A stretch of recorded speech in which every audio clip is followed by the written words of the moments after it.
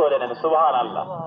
তো আজকে যখন রমজানের চাঁদ, শাওয়ালের চাঁদ উঠে, আল্লাহ সুবহানাহু ওয়া তাআলা ঈদের রাত্রিতে ফেরেশতাদেরকে নিয়ে একটা কনফারেন্সের ব্যবস্থা করেন। আল্লাহ সুবহানাহু ওয়া তাআলা ফেরেশতাদেরকে বলেন যে, এই আমার ফেরেশতারা, তোমরা শুনো, যদি একজন শ্রমিক তার মালিকের বাসায় কাজ করে, দিন শেষে যখন কাজ শেষ হয়ে যায়, মালিকের উচিত কি? তো বলতেছে, ফেরেশতারা বলে যে, আল্লাহ, মালিকের উচিত হচ্ছে ওই শ্রমিকের পারিশ্রমিক বুঝে দেওয়া, তাকে উত্তম প্রতিদান দেয়া। তো আল্লাহ সুবহানাহু ওয়া তাআলা বলেন, আমি যে আমার বান্দাদের, এই শ্রমিকদেরকে দীর্ঘ 1 মাস একটা রোজা রাখার কাজ দিয়েছিলাম, তারা তো সকলেই রোজা রেখেছে, এখন আমি তাদের জন্য কি করতে পারি?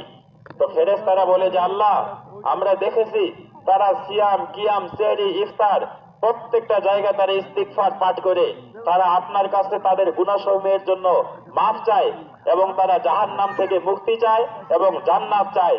আল্লাহ সুবহানাহু ওয়া তাআলা এই ফেরেশতাদের কনফারেন্সে আল্লাহ সুবহানাহু ওয়া তাআলা ফেরেশতাদেরকে সাক্ষী রেখে বলেন, এ আমার ফেরেশতারা, তোমরা সাক্ষী থাকো, আমার রোজাদাররা যে তাকবীর দিতে দিতে আমার রবের নামের বরত্ব প্রকাশ করতে করতে ঈদগাহের মধ্যে ছুটতেছে, তোমরা সাক্ষী থাকো, তারা ঈদগাহে পৌঁছার পূর্বেই আমি তাদের জীবনের গুনাহগুলো মাফ করে দিলাম, সুবহানাল্লাহ।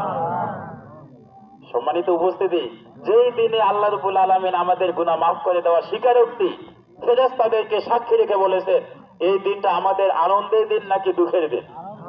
বলেন, জোরে বলেন, আনন্দের না দুঃখের? আনন্দের দিন। এই দিক দিয়ে আমাদের আনন্দ উল্লাস করতে হবে। সেই সাথে